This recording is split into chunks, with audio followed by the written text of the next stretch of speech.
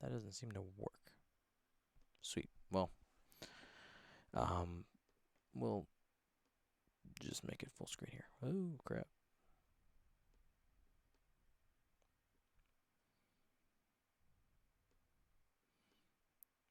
Okay. So what we'll do first is I'm going to go through my notebook and kind of give you some of the major things that I saw that just kind of stood out to me during the stream. Um, get my notes here. Um, I just was taking notes on each of the ships. So one of the things that we're seeing consistently now, they have really cleaned up the formatting of the cards. One thing I was really impressed with, just like visually, is the um, how the upgrade cards have because they're the larger size, they have more space to do things. The qualifiers for those cards are on the bottom left. They have a little box there. Um, there was the mall card specifically was the one when I really I noticed it. It said scum only or squad with Ezra Bridger in it. Uh, yeah, the cards look really good. I like the formatting, and they have tons of space, so they can add things. And the thing is, like, they have more space, but now they've also simplified the way that um, they're using a lot of keywords and key symbols in order to show what we need and want in the game when it comes to abilities. Um, I mean, we went through three factions worth of stuff. I got tons of notes. Let's see. Where do I even start? 'Cause it's just initial reactions. Tractor beams. I know that was one of the last things that they talked about there. Tractor beams. You can now tractor large base ships. You have to get 3 tractor tokens in a turn onto something in order to move it, but you get to move the big ships. So that'll be a fun thing. Take 3 quad jumpers and you go and try to wreck a large base ship. That could be fun. 2 tractor beam tokens to move a medium base, 1 for a small base. So that hasn't changed. And on the subject of the quad jumper, it does have now a 2 reverse speed, which means that you can stay in the same spot. You can just kind of keep going back and forth, or in the same 2 spots, um, and essentially just stay in the same area you were when you were starting because the 2 forward is blue, which is the new green, right? It clears stress. Um, Jumping to Imperials, we saw that there was a new. I want to go to the. It was hard to. I was focusing on getting these screenshots. I want to pull up Palpatine. He's in here somewhere. There's a bunch of scum stuff. Probably easier just to look at the album rather than there. I want to pull up the Palps.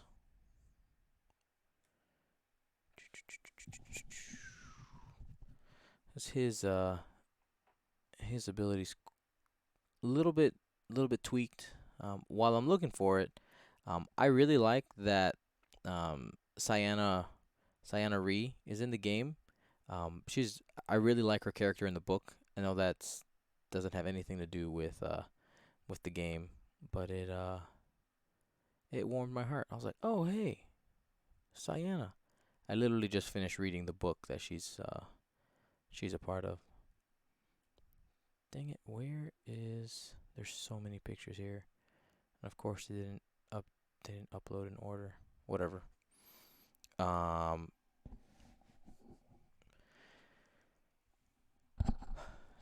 man, there's so much stuff. Anyway, um the fact that force tokens are confirmed that they do regenerate. We know that these forced users they're going to be popular to be used. I'm sure we're going to have to pay for those though. So expect that. The Punisher getting uh, buff, right? Getting a buff. It has boost into target lock, boost linked into target lock. Now a red reload. No, sorry, it was a red barrel roll, and it does have reload now. Um, One thing they didn't focus on this, but I did notice on one of the Punisher's text, and it's in my screenshots. Launch is still in the game, so we have to be out on a lookout for that. Um, Launch is still in the game because on one of the Punishers, I think it was Death Rain, the one they showed us, it said after you drop or launch a bomb. So launch is still in the game. Um, Defenders, they have the evade action on their bar now. Um, and they have that same very similar X7 ability where they can do the 3-4-5 and get a free evade action as long as they fully. I do like that they added the fully execute a maneuver that's on the card now, and it sounds like abilities are going to be using that phrasing. After you fully execute a maneuver, you get this thing. Um, Dorsal turret is essentially the same, but you got to get a look at what one of those turret cards are going to look like. Um, Heavy laser cannon. If you guys saw that, heavy laser cannon is now a bullseye firing arc only, range 2 to 3, same ability as before, still 4 dice. Um, so that's going to be significantly harder to use because of the bullseye. I find that interesting for the ships like the IGs that, traditionally before our current meta, right, where you have the control bots, used to run the heavy laser cannons with the large base ships. It's going to be harder to get that bullseye in arc. You're gonna want to be like coming in, like you gotta be careful how you line up because if you're misaligned, if you start banking, you're swinging um, that bullseye firing arc just really really out of direction. What I think some of the good players are going to do, I know what I'm going to try to practice is bringing that bullseye and trying to get my enemies at like a 45 so that it's kind of coming across their formation if they have a formation. Um, and then Thor here, notable change to HLC, crits change to hits after modified dice. Um, So all the things happen. You do your target locks. All right, are there any crits in there? Then they go back down to hits. Mm. um, oh, there's Palpatine. So Palpatine's ability has been tweaked just a little bit. So it gives that ship that has Palpatine on it 1 force power. It says while another friendly ship defends or performs an attack, you may spend 1 force charge or force power. I'm not sure what 1 force would probably be the easiest way to say it. You may spend 1 force to modify one of its dice as though that ship has spent 1 force. Um, so the meaning that it can only affect focus results. So the core rulebook now says that force um, that the force can only change a single eyeball result. Um, it's giving you that ability now, but looking at it, you still get the part that you do get is in the old Palpatine where you got to see the results and then do it. You do have that flexibility now, but we lose the modification to blanks. One of a fan favorite pilot that got spoiled here. They talked about Dash, and his ability essentially hasn't changed. Um, and they just made it super simple, so there's no more like you didn't call Dash's ability. It just says while you move, you ignore obstacles. So he's still in there. He's PS5. That is really notable. I'm really surprised that they put him at such a high pilot skill. I think, of course, all of this is under the construct that we know that we don't have any point costs right now. We don't have any. So him being not PS sorry Initiative 5 I5, him being at Initiative 5, he's moving after a lot of ships. He's not at 6, but he's still at a pretty high initiative.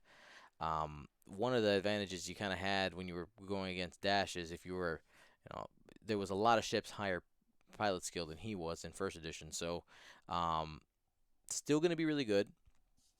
He has a native 4 dice. Um, mm, it's not mobile turret. The front, the 180 turret, where you're front, back, or left, right. Um, and then the ship ability says sensor blind spot. While you perform a primary attack at range 0 to 1, do not apply the 0 to 1 bonus and roll one fewer attack die. Okay, so when you're in the donut, it's only, if you're in that arc and you're in the donut, it's only 3 dice coming from Dash. But there are, his side arcs are completely open. Um, so the while he does end up getting that initiative raised, his blind spots have gone up significantly because you do have that side arc open. Of course, really, you know, these Dash players, um, what a couple of tools that have been taken away is because this is the 180 arc. What the move that you don't have anymore is that like turn away barrel roll, because either on the approaching shot when you're going in, you had your arc pointed in a direction where you can move. If you do a hard turn, now your arc is facing 90 degrees the other direction. You no longer have a shot, or you have to use one of your actions to move the turret, which now lowers um, your attack accuracy, your modifiers there. So interesting, very interesting there. Jumping back to Empire, the Phantom attack dice goes down to 3. They were saying that the they're saying that the cloaking happens at the same time, so that hasn't changed. But the stats on the ship has definitely changed. You have, it's 3 attacks still native 2 agility. I'm pulling it up here just so I can read it. Reading is better than guessing. Let's go ahead and just pull that open. The Phantom, is that the one I missed? I know there was one that, as I was trying to take a screenshot, there was a hand in the way. There's a couple of Alex Davey hand model shots in here.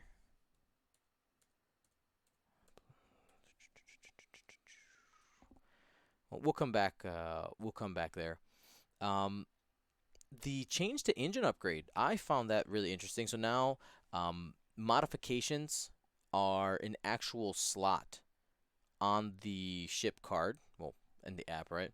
Um, and it says that you take the pre-qualifier for it, which is now in that bottom left. If you're looking at the upgrade card, okay, the bottom left, um, you have to have that on your ship in order to equip engine upgrade, and it just changes it to white. What they realized is that in first edition, it was one of those where it's like, if engine upgrade, if you had the points, was almost always the right choice. It changes it to white. I'm a fan. I'm a fan. Uh, yeah, it's it's good. You get away from the the circling Fat Han who's just like boosting out of your arc forever. They'll punish you for it.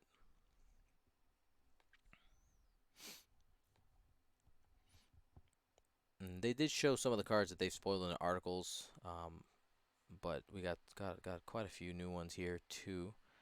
Um, let's talk about some fan favorites, and I say that slightly sarcastically. Miranda. I like the tweak to Miranda quite a bit. It makes her significantly more fair, and they were pretty adamant on the stream. They said like she was way too good. This was not not a good idea. We messed up. So while you perform a primary attack, so even if she does have a turret upgrade, it has to be a primary attack. You can either spend 1 shield to roll 1 additional attack dice, or if you are not shielded, so you're out of shields, which now she only has 3, not 4, you may roll 1 fewer attack die to recover 1 shield. So now she's not doing damage on her regeneration shot, which is a big deal. Um, and she has to be at 1, meaning that the Miranda generation, what you would see a lot of Miranda players do is they'd go in pretty aggressively, they'd spend some shield, maybe like the first 2 shields, and they still have 2. They might get a couple lumps, but then start being out of arc, use your TLT, regenerate. I'm fine. I can still do. Sorry about that. I can still do damage and do what I have to do to win a game. She does have in 180 arc. I'm not sure the vocabulary, what's going to be on that, the 180 versus the single mobile arc. But it has one of those, front, back, or left, right arcs on there. So it also gives you a safe space to be in on the sides there if you want to approach a K-Wing. So again, just introducing more counterplay to some of these really strong pilots is really good. That's really good. I really like that. Counterplay is always fantastic. We'll jump to. They spent a lot of time on the rebels in the beginning. We'll get to the rebels here. Let's talk about Sabine. Sabine, rebel only crew card. During setup, or at least this version is only Sabine. Setup, place 1 ion, 1 jam, 1 stress, and 1 tractor token on this card, so on your Sabine upgrade card. And after a ship suffers the effect of a friendly bomb, you may remove 1 of those tokens that you put on there. They say at them all from this card. If you do that, that ship gains a matching token. So essentially what you're doing, it says, hey, I'm going to take my stress token off here. That also gives you a stress in addition to the effects of the bomb. It doesn't increase damage, which is nice. That was an issue with Sabine, just like, doubling bomb damage for 2 points in first edition, and it was too much. It was too much. We'll see how abusive that can get. But again, with the point cost adjustments, we'll see where she ends up landing. All of this will be relative as we go. I really like it. Let's see. And I guess we could jump to her in the TIE Fighter. In the TIE Fighter, she is sitting at initiative 3. Same ability. Before you activate, you may perform a boost or barrel roll action. But she is now initiative 3. So that, if we're doing we know that we're at 6, right? So it's kind of like it's all been divided by 3. She's taken a little bit of a hit ish. Not really divided by 3, but man, this stuff's getting this is some really really great things. I love spoilers here for Star Wars Rebels. I love the art on the Ezra attack shuttle card. Sorry, that has spoilers ish in it. Oh yeah, she was 5 before. Okay. So with the ship ability there, you get the locked and loaded. It gives you the while you are docked, after your carrier ship performs a primary attack or a turret attack, it may perform a bonus primary rear shot. Oh, okay. So now there's no more double turret attacks. It is only if they have something in the back. That's interesting. I'm sorry I can't pull up the cards here. I was trying to do a window capture. Oh, dogs are awake. Um, can you guys hear the dogs in the background? Yeah, you can. I can see that on the meter. Um, and the fact that now that you can redock is a really interesting mechanic, because now that gives you some different strategies with starting docked.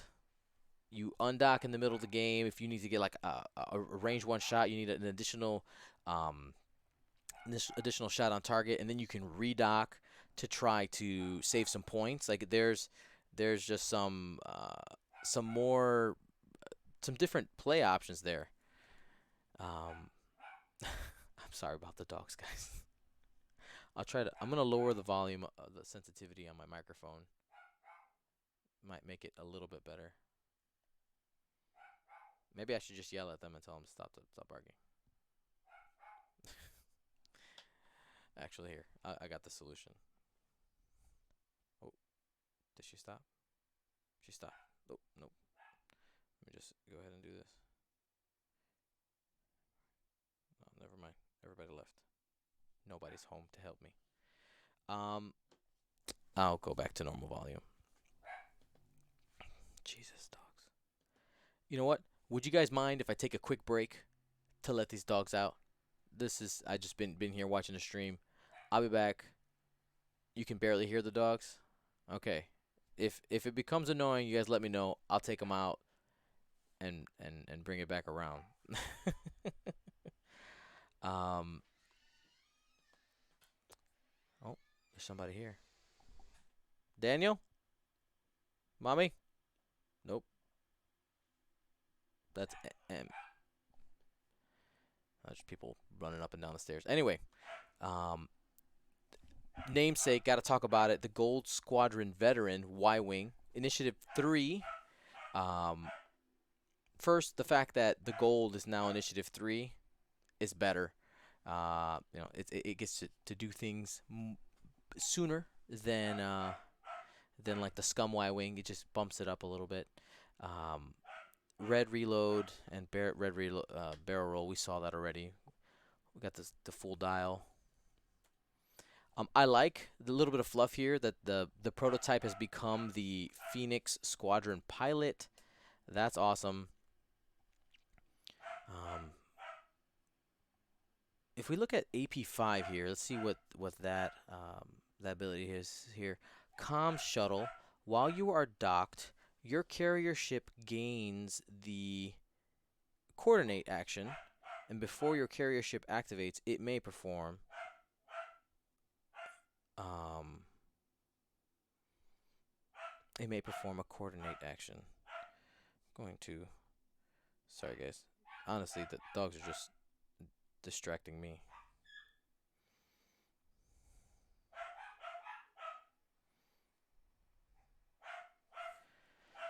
Um, got that calculate action.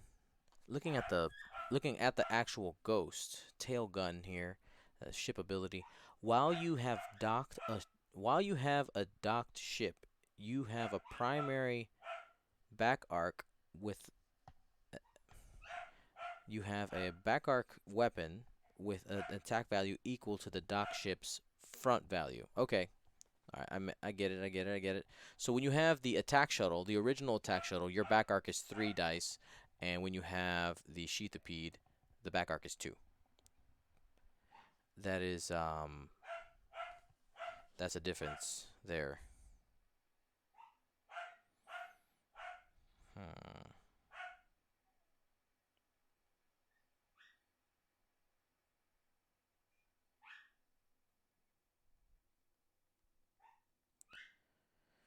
Um,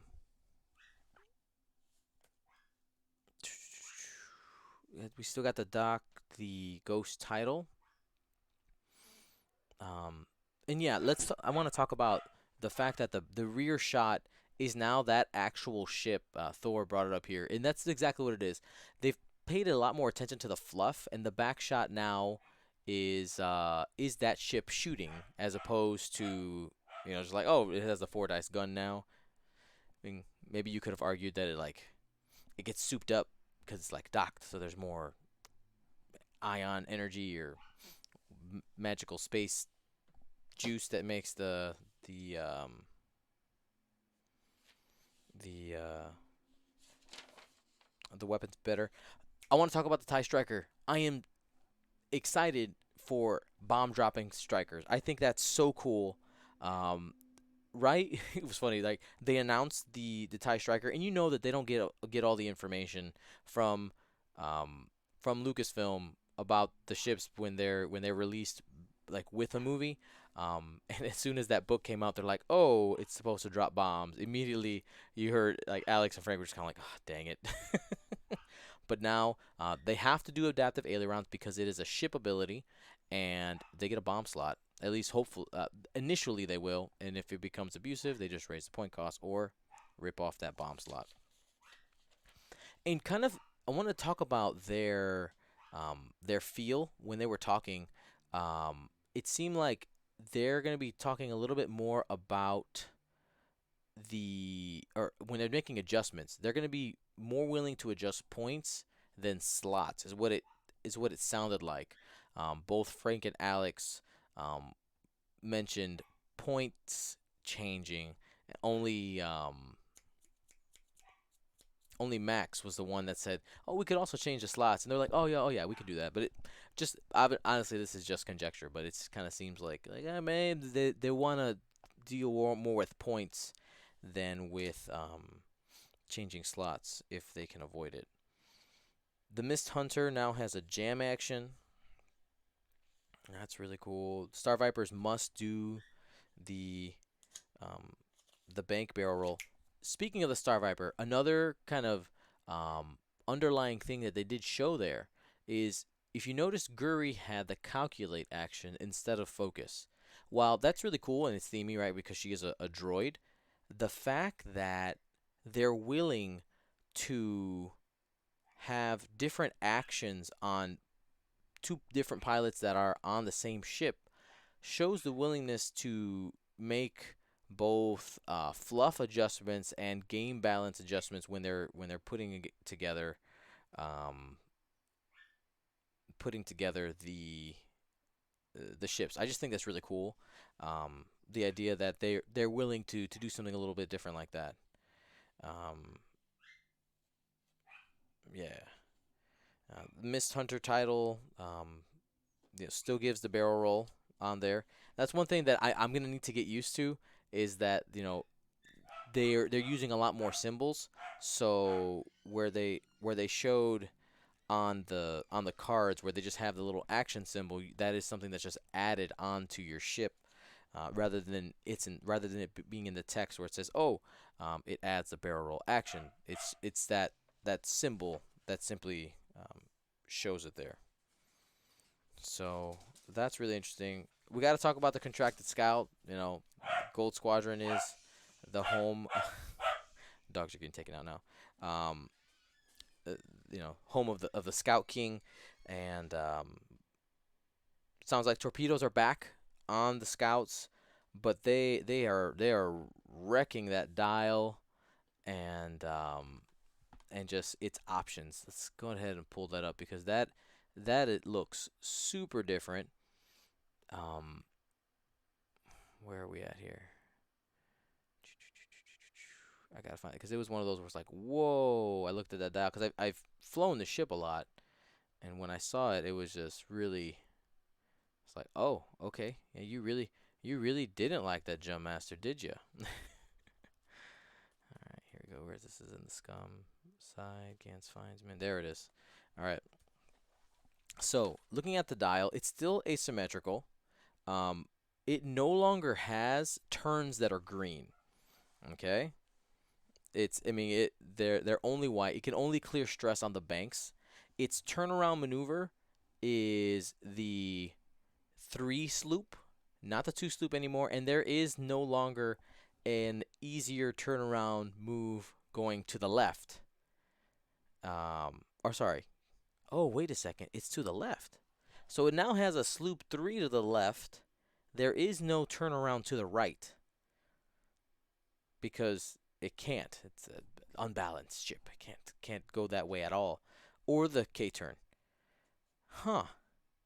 That's gonna get interesting. And the actions on that, it's focused, linked to changing the turret, and that's the other thing. This one only has a single turret. Um, and one thing I did notice, so it'll still have its primary firing arc, plus the mobile, but on things like Han Solo did not have a marked active front firing arc. I did see a couple people posting that they thought like, oh, it's fine. I'll just place the the double arc left and right, and I can shoot out the front, left and right, and the only thing that's not covered is the back. That's not how it works. It's either front, back, or left, right. Um, so you can still get a 50% coverage by setting something like the mobile arc to the left, but it's still the fact that the rotating that arc is always red on the Jumpmaster. It's never white unless you have some type of upgrade that we haven't seen yet that allows you to turn that um, rotate arc into white. The Punishing One title, um, Jumpmaster only, obviously. While you perform a primary attack, if the defender is in your front firing arc, roll one additional attack die. You lose your crew slot, and you add an astromech slot. Hmm. Oh, somebody said maybe did I miss that? So maybe the Jumpmaster is gonna be only single arc. I tried to get the cardboards, but they were moving kind of fast sometimes. Let's see. Let's see if I. Yeah, it was. Maybe it is only the 90 or 90 degrees. I'm putting the quotation marks for the very accurate, whatever it is, 80-ish degrees. Turret, one quadrant, single quadrant turret. Uh, let's see. Um, Talked about the defender. Oh yeah, it's 90. Oh wow, okay, so it is 90 to confirm 90 degrees only that rotates. So only one quadrant at a time. Wow. Wow, wow, wow, wow, wow. That's crazy in a good way. I mean, all of they're definitely going to make it the it is going to be harder to play this game in the sense that it's going to take more work and thought to in order to successfully do an attack run. But I'm excited for it. It raises the skill cap and also it just makes things a lot more fair. And one thing I did emphasize when we first started talking about 2.0, and I was like, the conversion kits were a testament to saying, hey, they really did a great job planning this out because it wasn't just like, oh, here's just wave one ships and you can only play with these six ships. They have planned out 2.0 for everything that we had, or most of the things we had already. Lots of change here. I'll just kind of speed through some of these upgrade cards here. Minister Tua, she's sitting on the card like um, very serious and weird thumb angle, but I like it. Whatever. She's from Rebels. At the start of the engagement phase, Imperial only. At the start of the engagement phase, so that's battle now, your attack phase, when you would shoot. If you are damaged, you may perform a red coordinate action. So I'm is damaged now just with is not it has nothing because they use the word unshielded. So this means now that damaged means that when you have hull damage, meaning you have cards. Um, hmm. So that's going to be two different game states where or like conditions that they'll be able to use those keywords damaged versus unshielded. Um, uh, yeah, am Amy sick. That is correct. It can only turn the turret with a red action unless there's some upgrade that comes out that lets you turn that. Admiral Sloan looking super serious. They did say that there's going to be a Tarkin crew card that's going to be usable in the game. Right now, there's only one for Epic. But Admiral Sloan, after this one has a lot of text on it.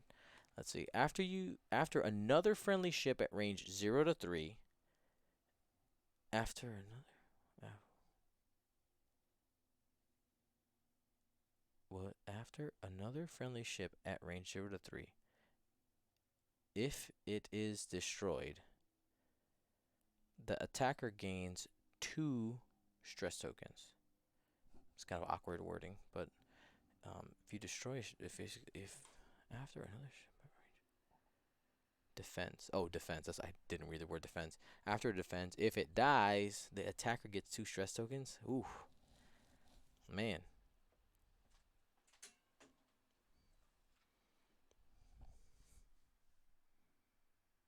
Thank you.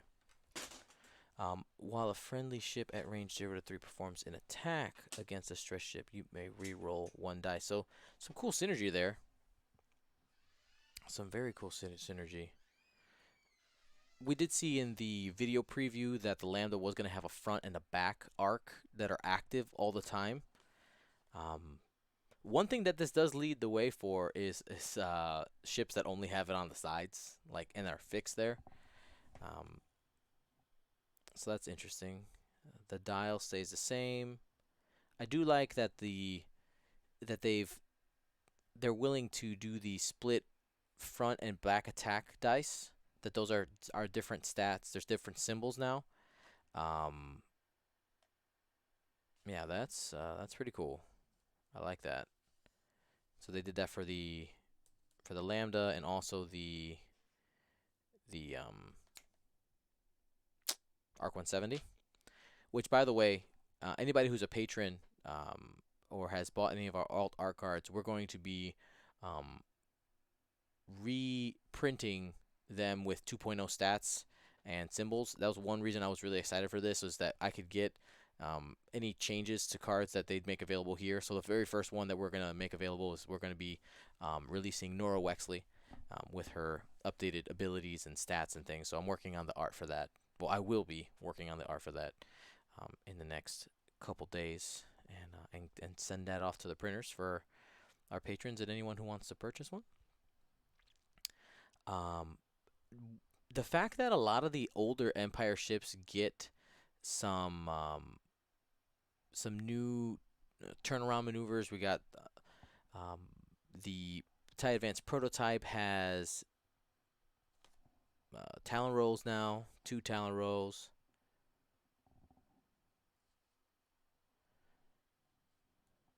Advanced targeting computers fixed. We saw that already from before. I like that they have the Inquisitor and the Grand Inquisitor now for the TIE Advanced prototype. We have to talk about Soontir Fel. I'm sure at least one of you is singing the song right now. You know what song I'm talking about. um, the Soontir Fel, not a Force user. I saw somebody wanted him to be a Force user. I mean, he's just good. He's just good at his job. Um, he has the auto thruster ship ability. Now, I don't know if that's all interceptors. It kind of sounded like it's all interceptors, but they can perform an additional movement maneuver. And during the engagement phase, if you have somebody in that bullseye firing arc, you get that focus token. And to go back real quick to the TIE Advanced prototype, the fact that we do have a generic Force user there is a big deal, because it shows that, again, they're really willing to open up the design space for themselves and try to work with the fluff as much as possible. I mean, most of us play this game because it's Star Wars, and they're paying attention to that, which I really really like. Um, yeah, that's cool. The Soontir, it's gonna take some work to learn how to use him the right way. I mean, now he has more safe places to be because turrets have been turned down. They turned down turrets and they turned down arc dodging ability as well with the barrel roll changes and things like that. They turned down token stacking. Um, yeah, it's more balanced and fair, and it's gonna take more work to arc dodge. The Defender, we talked a little bit about the Defender, but it still has the white 4K. Um, I think that this is going to be a ship that we're going to see competitively pretty early. We'll see what the point cost is. This is one of the few ships that they actually reference the point cost a little bit. They're like, oh yeah, it's going to be kind of expensive. Um, but I think that the Defender is going to be one of those that we see early from a lot of pilots, because that white 4K is one of the things that are being a holdover from first edition. It is a really strong tool, and as well as that, it's the full throttle ability. It's no longer X7 full throttle ability. To get that free evade action is really going to help. We hit on the Punisher. We talked about the Punisher already. It gets a buff. Looks good. Talk about fully execute. A Decimator getting the red coordinate is awesome. No engine upgrade anymore. And it is a 180 turret. Front, back, left, right. Let's talk about the Shadowcaster. Shadowcaster has, again, because they're willing to do different attack values out of different arcs, you get 3 attack dice out the front or the mobile arc. So now we have a fixed front arc and a mobile arc that only does 2 dice. Really interesting there. Again, willing to have different different mechanics on a single ship.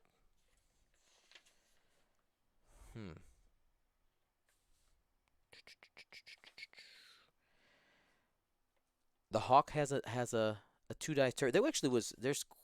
They really did do quite a bit of work on the Hawk. Let me pull up that initial picture where I had with the dial. Try to find it here real quick. My list of things. There is the Hawk. Here we go. I'm gonna pull up my squad builder here and compare it to the current Hawk dial to see what the changes are here. So I used to fly a lot of Hawk, but it's been a while. So, okay. So the Hawk dial used to be 1 banks, 1 forward, green, 2 forward, green, and that was all the stress clearing maneuvers on there. Had the full suite of 2s, but they were white. 3 banks were red, and 4 straight was red. Now we have still have the 1s have been unchanged, the 2s are unchanged, but now the 3 banks are white. The 3 forward is blue in order to clear stress. Has a stop. That's one thing they're also doing. They're giving a lot of these bigger ships or these more support-like ships that are just trying to give like recon information the stop maneuver. And I've been reading a lot of the Star Wars books lately, and that's one thing they do reference is a lot of like support ships that just kind of hang out there. They're not the dog fighters. They're there to help, and when they can get shots off, that's great. They're giving those type of ships the stop maneuver. They did. Let's talk about the Moldy Crow title. They gave, it says here, gain a primary weapon value with a value of 3. So now that front arc that the Hawk has is now 3 dice, not just 2, is 3. 4 in range 1.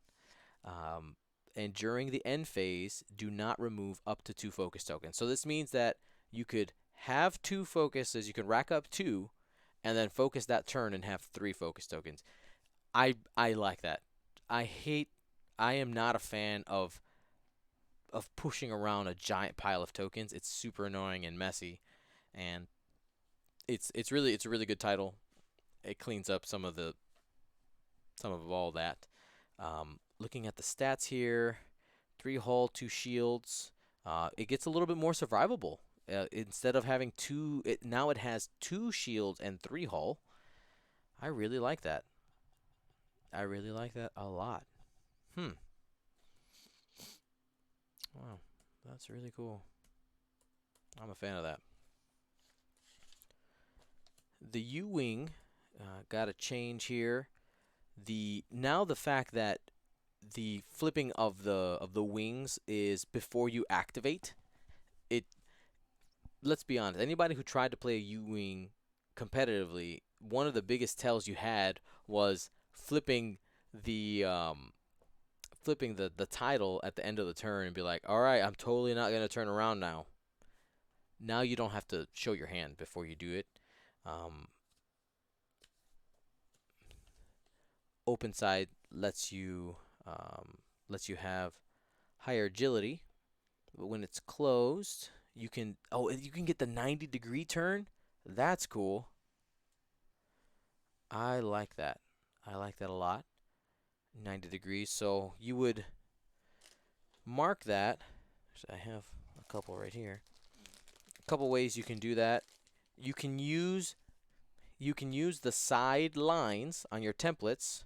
I don't have those yet. Or you could use a ship marker. All right, we have these Gold Squadron podcast ship markers to mark the corner and turn the ship. And it sounds like they're including them in the conversion kit or the core set, or one of them. Not sure if it's gonna be cardboard or not, but said they're gonna. They mentioned something about having a corner piece. Um, they use the vocabulary of not limited ships to mean generic ships, so that's just some new vocabulary there. Um,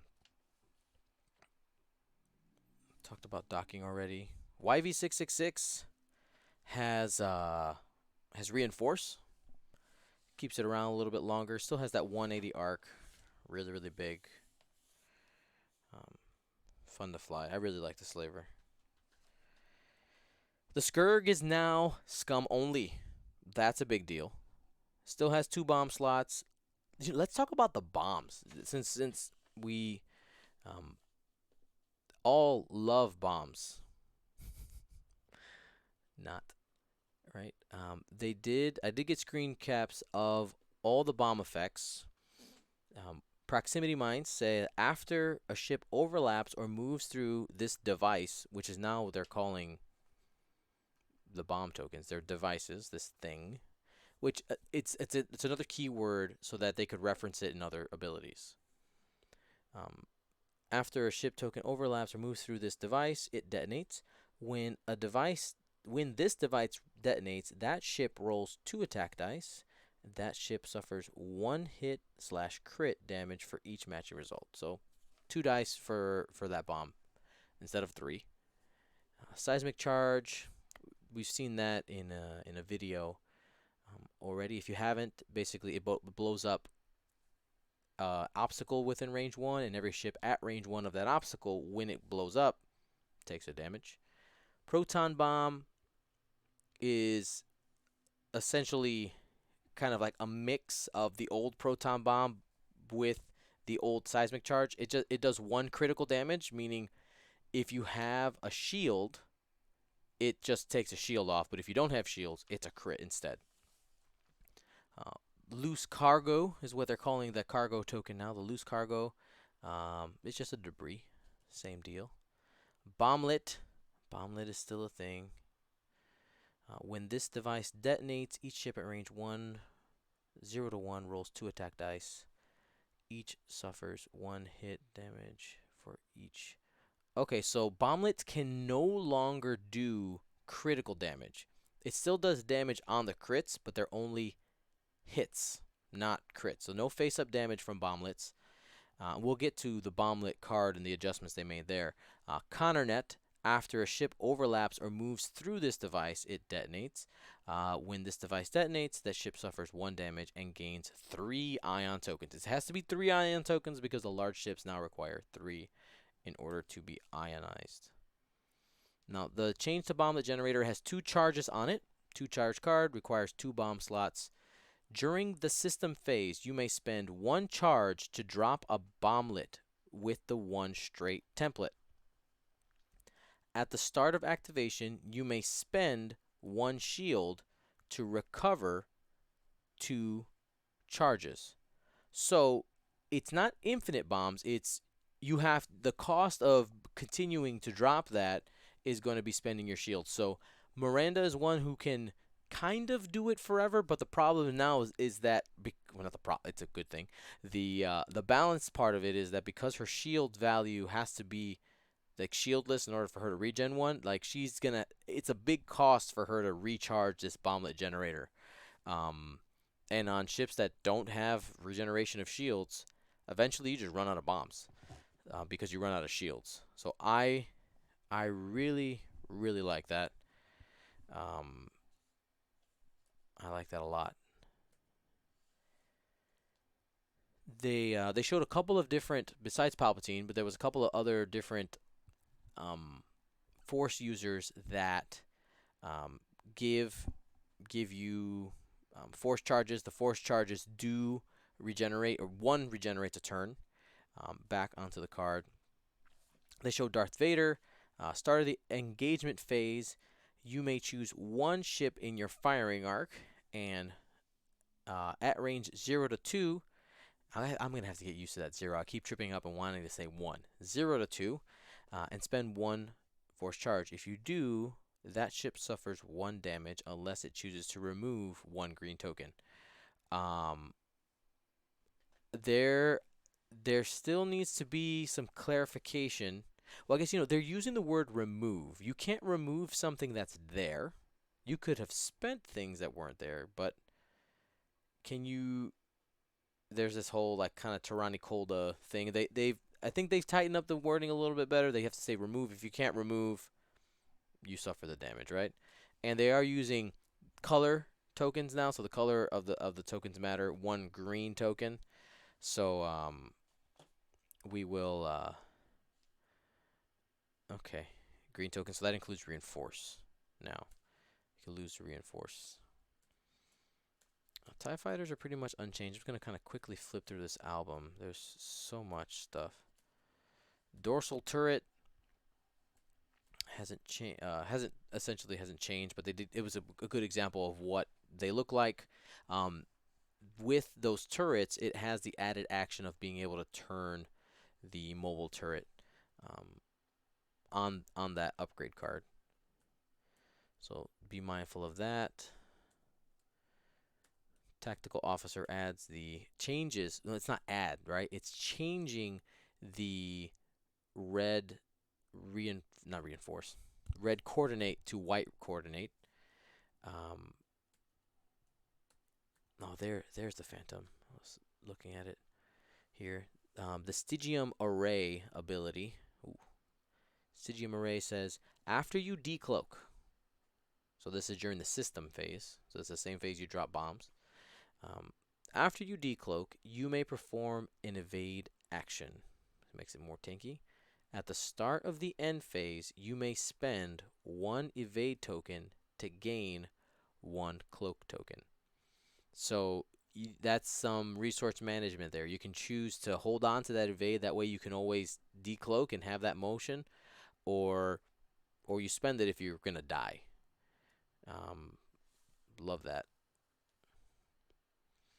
And let's talk about the Houndstooth. I want to jump back to that and docking. I know we're kind of, it's not organized. It's just kind of a stream of consciousness right now. The fact that things like the YV666 can dock different types of ships opens up tons of play space. So the Ghost was already able to dock 2 different types of ship, right? So they said, hey, let's go ahead and let's go back and retroactively fit that. You got different options with, different Z95s. Now, I still think, like, if those docked Z95s don't give you special abilities, I'm not sure if putting them on starting dock. I don't know if starting docked is the right decision or keeping it docked. Like, you want to be able to use it.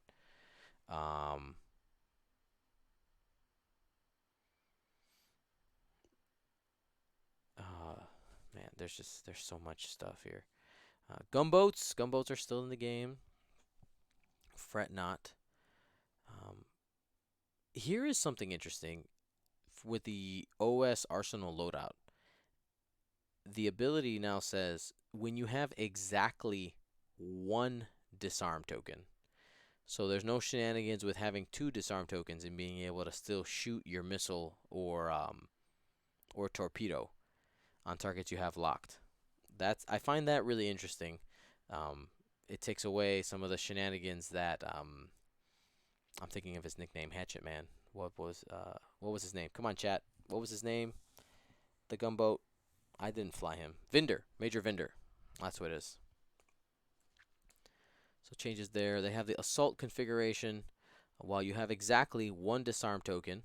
So disarm is weapons disabled now, for those of you who don't know. You can still perform cannon attacks while you perform a cannon attack. While you perform a cannon attack while disarmed, roll a maximum of 3 attack dice. Huh. That's interesting. I find that interesting because you could still put on heavy laser cannon onto one of these. Now, mind you, again, it's bullseye. It's going to be more difficult to line up. You don't get that fourth dice, what you paid for. So something like Mangler Cannon would still work, but I mean, we don't even know if Mangler Cannon is still in the game. We have no idea. We know nothing. um, I found it funny that Max was like, "Yeah, this awesome pilot everybody loves," and he slapped down Lieutenant Karsabi. And I was like, nobody loves Karsabi. Um, well, that's because he's what Vinder was. But anyway, um, yeah, the art switches is getting me a little bit for sure. After you gain a disarm token, if you are not stressed, you may gain one stress to remove one disarm token. Oh no, that's still the old Karsabi ability. So getting disarmed so that you can do your thing. We talked about that already. Contis Ryad power level goes down a little bit because they're just trying to make things a lot less good. Um, it says while you execute a straight maneuver, you may increase the difficulty of the maneuver because on a defender, all the straights are blue now, or they were green. They will be blue now. So they become white, and you're able to turn around. They don't clear stress anymore, which was really good for Countess Ryad. Um, so it brings down that power level. They did mention, excuse me, they did mention, where did I write it down here? I'm remembering just like there's going to be a lot of new core rules that we're going to have to learn. But they mentioned at some point that about bonus attacks, that you can only perform one bonus attack per turn per ship.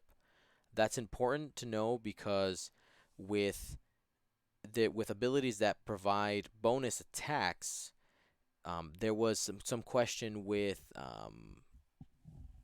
one of the missiles. I think it was the spread out missile, not concussion missile. Maybe it was concussion missile. No, it's not. It's a spray one that totally have used before. Anyway, cluster missiles. There you go. There was some question about whether you could like just continue to chain it because it just said just after perform a bonus attack. Now we know bonus attacks are limited to one, so no worry about chains there. It's only one bonus cluster per turn per cluster missile upgrade. Oh, not even. Even if you had two on there, you could only do one because you can only perform one bonus attack per turn per ship. I like that Torko Mux has the same ability. Essentially, it's actually even better, but it has to be an arc now. Range 1 to 3, or 0 to 3. Calculate only changes one focus to an evade. The Seeks are now heavy Seeks, no more light Seek, at least not for a while. Let's take a look. I looked away. I got the screen capture for the Grand Inquisitor's crew, but I didn't read it. So it says after an enemy ship at range 0 to 2 reveals its dial, you may spend one force to perform one white action on your action bar, treating that action as red. Huh. Interesting. So that could be it's Imperial only. Some kind of combo that I can kind of see here is if you have a large ship with coordinate, like a decimator, you could spend this to do a coordinate. Now, mind you, it'll become red because this card text tells you that it becomes red in order to coordinate a lower pilot skill arc dodger or repositioner to get in the way because it's after they reveal the dial. So you could even try to boost somebody in for a block there. I really like the Grand Inquisitor. I think there's some shenanigans to be had there, some movable shenanigans because he's a crew card. They did emphasize that crew and gunner cards are different. It's important to note. I mean, most people have seen the changes to the fire spray, the fact that it has native boost, that's white, and that it has red reinforced, but it's still reinforced. 3 dice out the front and the back. They showed one of these new pilots though. While you defend or perform an attack, this is Kashka Frost. Sounds Polish. Kasha. Anyway, while you defend or perform an attack, if the enemy ship is stressed, you may reroll one of your dice. Okay, I like it. I'm a fan. What's going on here?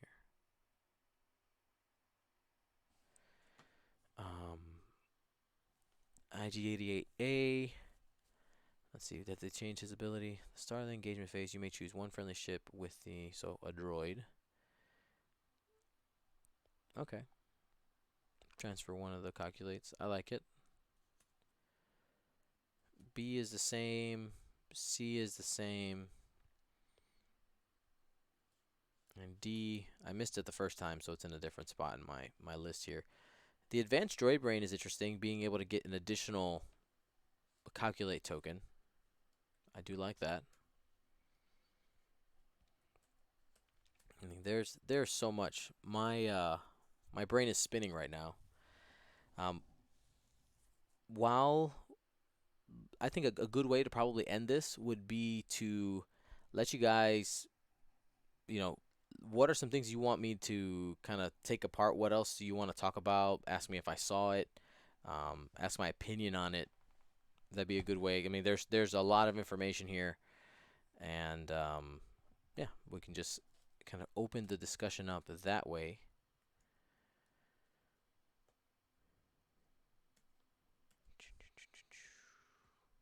Houndstooth title. Talked about that one a little bit. Any Z95 can dock with you. I like that quite a bit. Scum only fire spray class patrol craft, the Slave 1. They did with the Slave 1 title, they added the Imperial Boba Fett's ability with a words are hard with the title card there. You still get the torpedo slot. Opinions on the Force. So I think it's something that has to be in the game, 'cause Star Wars. Um, it's unavoidable. Oops, stuff is falling down. Sorry about that. The fact that it can only change eyeball results, and that it only regenerates one per turn. I think that's a nice way to balance it. And again, because we do have the ability to change the points, or not we, the developers, because they have the ability to do that, if they notice that Force pilots are getting out of control and that's the only thing people are using, the point cost on that is going to go up. I know that I'm going to be looking at a couple of Force pilots and to see if it's worth it. We're gonna one thing I plan on doing for Gold Squadron is creating some charts like buying and selling type of charts where there's we're gonna find upgrades and pilots that we believe are undercosted, basically things that you can take advantage of. Like, all right, right here, I'm buying these, and I think that these other upgrades are too expensive, so we'll be selling those. So we're gonna do kind of like stock exchange style graphics and discussion there. I think that'll be a lot of fun. But I think one thing that they did mention is that there are pilots that have the Force that can take Force upgrades, but they don't get an EPT. So what that does is that it limits what those Force pilots can do, because they wouldn't be able to have access to both, or not yet, access to both an EPT and a Force ability. I think that if they ever gave a pilot where you could have both, that's where they're going to have to start being a little bit careful with card combos. Yeah. Mm-hmm.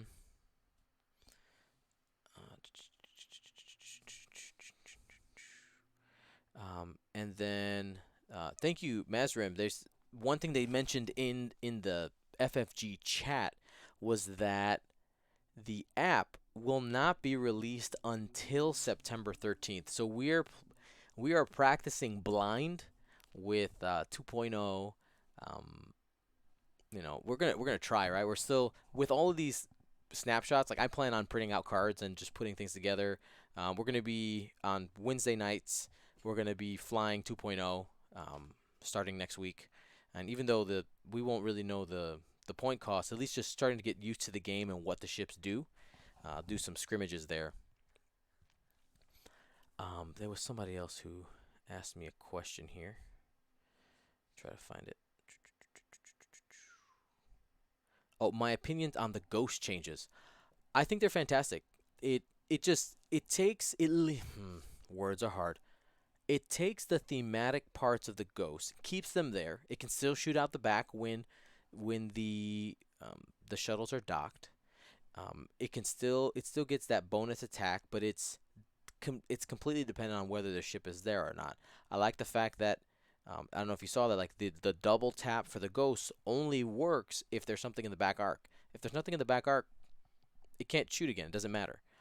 One change that is there though, if you did notice it, they reduced the amount of space that the double tap can happen in by 75% ish, right? Range one with TLT, it's less than that, but you can only shoot out the back. But it happens immediately after it performs its attack. So in a single turn, it can like once its activation comes, I'm gonna shoot out the front and then I'm gonna shoot out the back. It's not at end the round anymore. So a little bit of give and take there, but I think it's fair in order to balance a lot of the issues that we had with the Ghost in first edition. I really like that. And PJ Broton, Fantasy Stardom and Sidum. That's even better than stock. I'm just gonna straight steal that. I had the idea, but you gave it the name. It's gonna be Stardom and Sidum. So that's cool there. Uh, and then the Mall Crew card. Somebody did mention it here. Um, they we're gonna have force abilities that are um, dark side and light side. I mean, you would assume because they did mention it there. It says on there you can equip dark side upgrades or something along those lines. Um, Trying to find it here. Anyway, it says that you can equip dark side. There it is. After you suffer damage, the bottom part says you can equip dark side upgrades. That means we'll probably have light side upgrades and just generic force upgrades as well. Um, lots of things here. Um, I know that my brain is overwhelmed. They took a content bomb and just threw it in our face and said, "Enjoy that, chew on that, community." Um, so here's my plan for content going forward. Um, for the next couple weeks, we will be I will be broadcasting again tonight. I have to say probably. I do have a work event tomorrow, which is why I was able to do this at this time today.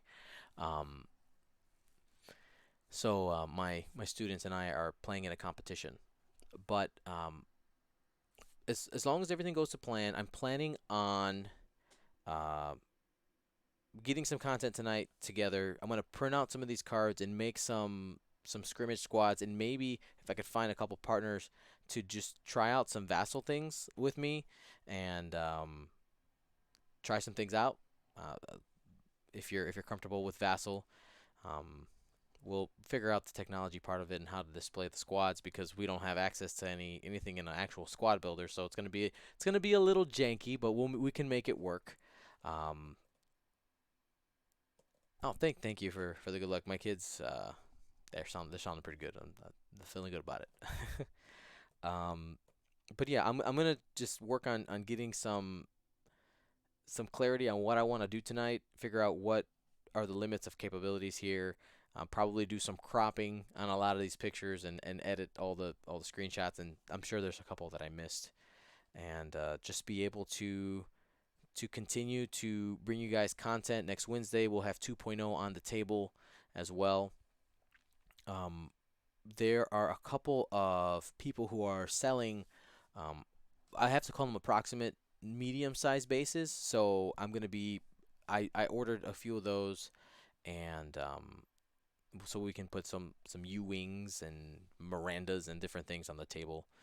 Um, but yeah, I'm super excited. I want to thank you all for joining me for this reveal. We have a lot to wade through. Feel free to go in the comments section um, of the Facebook page, and just let's start just developing some ideas. I'm sure there are Reddit posts and forum posts already. I'm gonna go look at those after this as well, and just start to get a better understanding of what we're getting into here with second edition. When do you get to San Francisco? Is that what you're asking me? The real fun, Bobby? Yes, I will be in San Francisco. I will be in San Francisco next weekend. I'll be in on a day. I think I'm coming in Friday morning or something. Yeah, Friday. Yeah, I'm coming in on Friday. The fun, Bobby. Um, yeah, I don't. I'm trying to think if there's anything else I want to say right now before I have some time to think more about it and just spewing out things. We'll be back on Monday. We'll be talking a little bit tonight, but we'll do the podcast on Monday. We'll do a live stream, and we'll do our Wednesday night 2.0 play. Thank you everybody who supports Gold Squadron podcast. You guys are the ones that make all of this possible. If you haven't become a Twitch Prime subscriber, super easy. Click the button. It's free if you have Amazon Prime. You just connect your Amazon account to Twitch, and it's free money. It has made a huge. I'm gonna tell you guys, it has made a huge difference, a really big difference, um, just in my life.